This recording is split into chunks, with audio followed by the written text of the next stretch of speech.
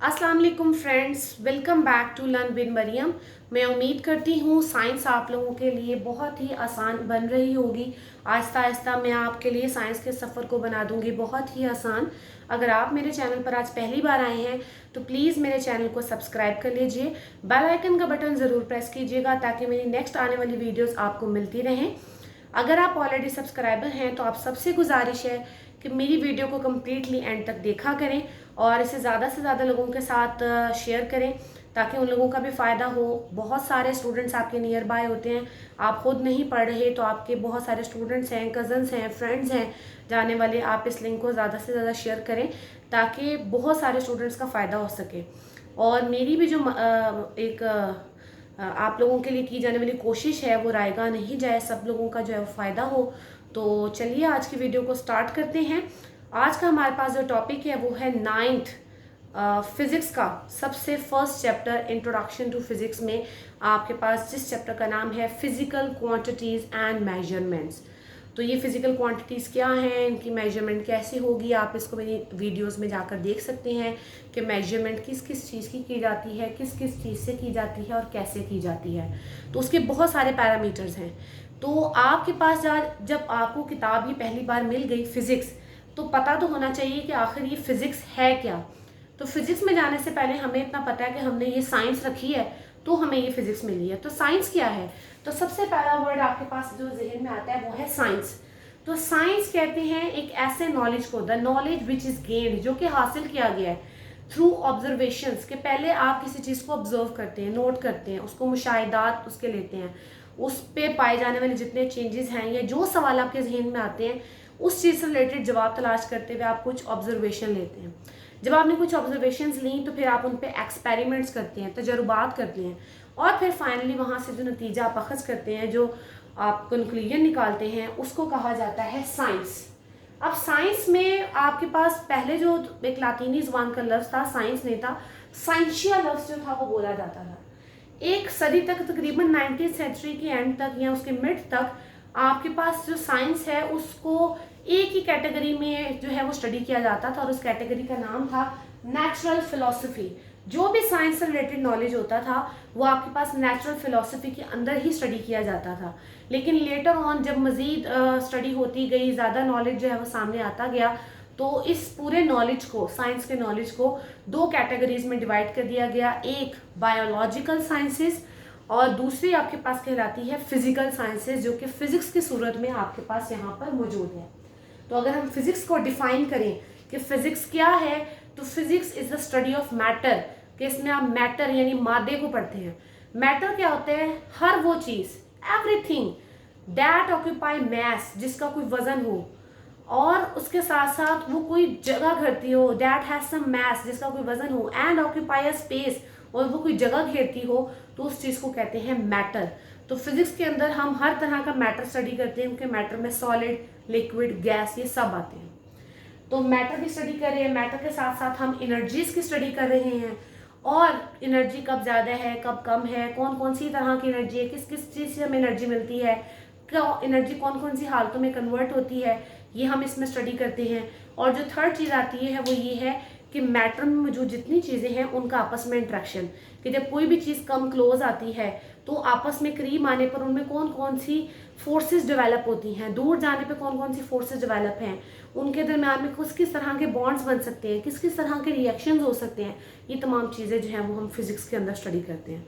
तो फिज़िक्स जो है वो खुद भी एक सिंपल टर्म नहीं है, जिस तरह साइंस एक सिंपल टर्म नहीं थी और इसको मज़ीद कैटेगरीज में डिवाइड किया गया, तो फिज़िक्स भी कोई सिंपल टर्म नहीं है, इसकी मज़ीद बहुत सारे ब्रांचेज़ हैं। और उन ब्रांचेज़ में आपके पास आता है, ये देखें आपको नज़र आ रही होंगी बहुत सारी ब्रांचेस। तो हमने फिज़िक्स को बहुत सारी चीज़ों में कैटेगराइज कर दिया। तो आइए देखते हैं कि फिज़िक्स में कौन कौन सी ब्रांचेस मौजूद हैं। आपके पास में मौजूद है mechanics, heat, sound, light, electricity and magnetism, nuclear physics, Jio physics, plasma physics and atomic physics. तो एक एक करके हम इन कैटेगरीज को स्टडी करेंगे और देखेंगे कि हर हेडिंग में हम किस एस्पेक्ट ऑफ लाइफ को स्टडी कर रहे हैं। तो सबसे पहले हमारे पास जो ब्रांच है वो है मैकेनिक्स। मैकेनिक्स के अंदर क्या करते हैं, जितने भी ऑब्जेक्ट्स हैं, जितनी भी बॉडीज़ हैं, जितने भी अजसाम हैं, इस कायनात में मौजूद हर जितनी भी चीज़ें हैं, उन सब के अंदर उनकी मोशन को, उनकी हरकत को स्टडी करते हैं कि कौन कौन सी तरह की मोशन हो रही है। आया आपके पास ज़मीन पे मूव कर रहे हैं या हाइट पे ऊपर की तरफ जा रहे हैं, लीनियर यानी सीधे मूव कर रहे हैं, या आपके पास सर्कुलर मोशन में मूव कर रहे हैं। सर्कुलर मोशन नहीं हो रही तो क्या रेपिटेटेड मूवमेंट हो रही है, यानी एक जैसे स्प्रिंग है उसको मैं यहाँ पे स्ट्रेच करूँ और छोड़ दूँ तो वो कभी आगे कभी पीछे, कभी आगे कभी पीछे मूव करेगा। या फिर जैसे एक धागे के साथ एक बॉल बना हुआ है पेंडुलम, उसको मैं एक साइड पे ले गई और मैंने उसको छोड़ा तो वो आपके पास कॉन्टीन्यूसली ऐसे ऐसे मूवमेंट शो कर रहा है। तो किस किस तरह की मूवमेंट है, आइदर वाइब्रेटरी है, लीनियर है, सर्कुलर है, और इन मूवमेंट्स की क्या क्या कॉजेज़ हैं और इनसे पैदा होने वाले कौन कौन से इफ़ेक्ट्स हैं, इन सब की स्टडी की जाती है फिज़िक्स की फर्स्ट ब्रांच के अंदर, जिसको हम कहते हैं मैकेनिक्स। तो मैकेनिक्स में तमाम बॉडी की मोशन को हम लोग स्टडी कर रहे हैं। सेकेंड ब्रांच हमारे पास है हीट। जब हम हीट की बात करते हैं तो सबसे पहले यही बात देखें, हरारत। सबसे पहले जो पॉइंट यहाँ पर हमारे पास आ जाएगा वो ये है कि ये हरारत आखिर पैदा कैसे हुई, कॉज क्या है इसकी प्रोडक्शन का। जब ये पैदा हो गई तो ये आगे जाके किन किन फॉर्म्स में, किन किन शक्लों में जो है वो ट्रांसफ़र होगी, किन किन शक्लों में चेंज होगी, और आपके पास कब ये ट्रांसफ़र हो सकती है, कब ये ट्रांसफ़र नहीं हो सकती, इसके इफ़ेक्ट्स क्या क्या आ सकते हैं, इनसे हम क्या क्या फ़ायदे उठा सकते हैं, कौन कौन सी चीज़ों से हम हीट जनरेट करवा सकते हैं, ये ब्रांच हमारे पास आएगी हीट। ये सारी स्टडीज़ हमारे पास आएंगी हमारी ब्रांच। थर्ड ब्रांच हमारे पास नहायत इम्पॉर्टेंट है साउंड, क्योंकि हम किसी साउंडलेस वर्ल्ड में नहीं रहते, ऐसी आवाज़ दुनिया में नहीं रहते जहाँ पे कोई आवाज़ है ही नहीं। हर चीज़ का एक प्रॉपर साउंड है। मैं आप लोगों से बात कर रही हूँ तो एक आवाज़ जनरेट हो रही है, तो मैं आप लोगों से जब बात कर रही हूँ तो ये आवाज़ मेरे अंदर से कैसे आ रही है, तो ये एयर है जो मेरे माउथ के अंदर जा रही है और मेरे गले में वोकल कॉर्ड्स मौजूद हैं, वो वाइब्रेट करे जैसे कि आप एक ड्रम को या ढोलकी को वाइब्रेट करते हैं या गिटार के स्ट्रिंग्स को वाइब्रेट करते हैं तो आवाज़ पैदा होती है।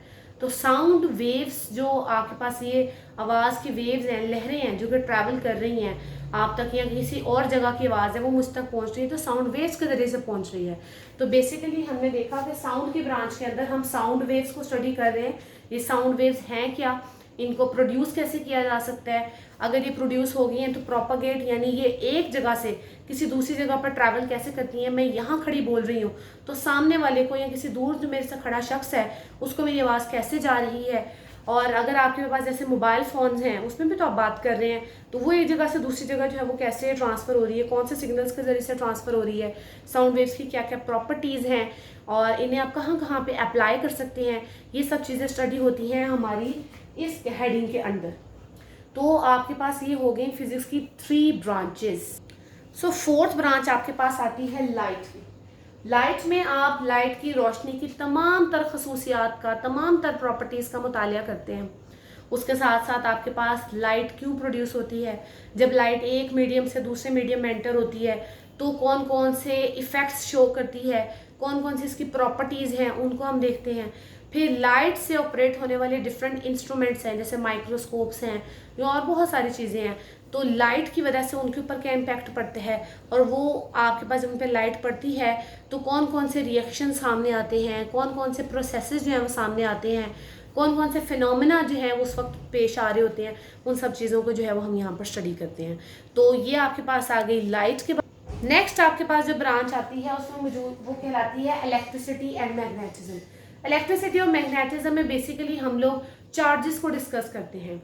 वैसे तो इलेक्ट्रोस्टैटिक हमारे पास वो ब्रांच आती है जिसमें हम चार्जेस, यानी फिजिक्स में तो हमारे पास 2 तरह के चार्जेस हैं, या तो पॉजिटिव चार्ज या फिर नेगेटिव चार्ज। तो हम अगर चार्जेस को स्टडी करें उनकी रेस्ट की हालत में, जब आपके पास चार्ज मूव नहीं कर रहे, और ऐसा कब होता है जब किसी चीज़ में करंट फ्लो नहीं कर रहा, जैसे एक सेल आपके पास मौजूद है उसमें चार्जेस हैं लेकिन अभी उसमें से करंट नहीं निकल रहा, लेकिन जैसे आप उसे किसी खिलौने में रिमोट में लगाएंगे तो देन करंट का फ्लो स्टार्ट हो जाएगा और देन आप उससे जो काम लेना चाहते हैं वो काम हो सकता है। या कोई बल्ब जलाना चाहते हैं, छोटी मोटी लाइट जलाना चाहते हैं, कोई माइक चलाना चाहते हैं तो वो माइक आपके पास जो है वो चल सकता है। तो ये आपके पास जो ब्रांच थी वो थी इलेक्ट्रिसिटी एंड मैग्नेटिज्म। इसमें हम स्टैटिक यानी रुके हुए चार्जेस का भी मुतालिया करते हैं, इसके साथ साथ जो मूविंग चार्जेस होते हैं उनका भी मुतालिया करते हैं। मूविंग चार्जेस जब चार्ज मूव करने लग जाए तो स्पेशली नेगेटिव चार्ज जब मूव करने लग जाए तो उसको कहते हैं the flow of negative charge is called current. तो आप करंट इलेक्ट्रिसिटी को बेसिकली इसके अंदर डिस्कस करते हैं इलेक्ट्रिसिटी में। और उनका मैग्नेटिज्म यानी मैग्नेट की प्रॉपर्टीज़ के साथ साथ क्या ताल्लुक है, मैग्नेट की मौजूदगी में क्या असर होता है, मैग्नेट की गैर मौजूदगी में क्या असर होता है, कौन कौन से लॉज जो हैं उसके ऊपर अप्लाई होते हैं, इन सब चीज़ों को स्टडी किया जाता है इलेक्ट्रिसिटी एंड मैग्नेटिज्म।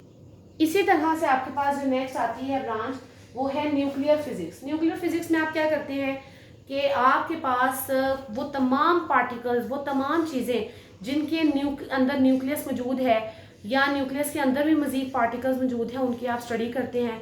जैसे कि हम सबको पता है कि एटम वो सबसे छोटा पार्टिकल है जिसको मज़ीद हम कट नहीं कर सकते।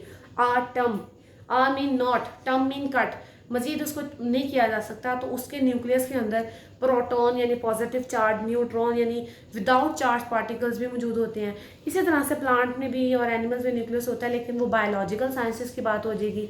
तो फिजिक्स में जब हम बात करते हैं तो जब हम न्यूक्लियस की प्रॉपर्टीज़ और उसकी स्टडीज़ और उसके फैक्ट और उसके होने वाले रिएक्शंस, उसकी डिस्कवरीज की किसने इसको कैसे डिस्कवर किया, कैसे किया, कौन कौन से एक्सपेरिमेंट्स किए गए, ये सारी ब्रांचेस स्टडी आएंगी न्यूक्लियर फिजिक्स में।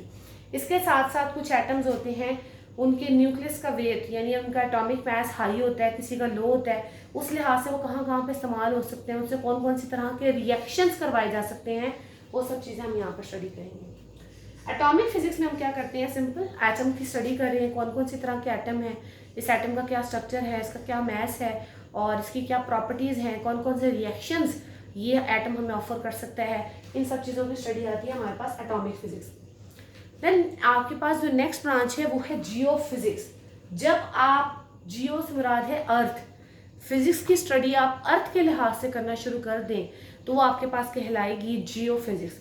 और लास्ट आपके पास ब्रांच आती है plasma. When you are talking about ions, ना ही वो चीज़ सॉलिड है, ना ही वो चीज़ लिक्विड है, ना ही वो चीज़ गैस है, फोर्थ स्टेट ऑफ मैटर आपके पास यहाँ मौजूद है जिसमें मोस्टली आयंस मौजूद होते हैं। और ये एक ऐसा कॉम्बिनेशन होता है जिसमें पॉजिटिव चार्ज भी हैं, नेगेटिव चार्ज भी हैं, इलेक्ट्रॉन्स भी हैं और सब एक मिक्स सा कॉम्बिनेशन है, न्यूट्रल एटम भी हैं।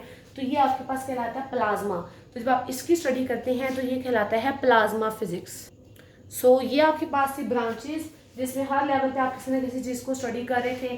जैसे जियो फिजिक्स में आप अर्थ के अंदरूनी स्ट्रक्चर जो थे उनको स्टडी कर रहे हैं। अंदर देखिए ना बहुत सारी चीज़ें हैं हमारे अर्थ के अंदर, गैस भी है, तेल भी है, कोयला भी है, फिर मोल्टन लावा भी है। उनकी वजह से बहुत सारी एक्टिविटीज़ होती हैं, उनकी वजह से हम बहुत सारे पावर प्लांट्स चला सकते हैं, एनर्जी जनरेशन कर सकते हैं। खैर वो तो एक डिटेल टॉक है। तो उम्मीद करती हूँ आज का टॉपिक आपको समझ आ गया होगा। अगर आपको फिर भी किसी किस्म की कोई क्यूरी हो तो आप जनरेट कर सकते हैं, कमेंट सेक्शन में मेंशन कर सकते हैं। और मेरी वीडियो को लाइक, शेयर और फॉलो करें, ज़्यादा से ज़्यादा लोगों तक पहुँचाएँ। और नेक्स्ट वीडियो में आपसे मुलाकात होगी। Thank you so much.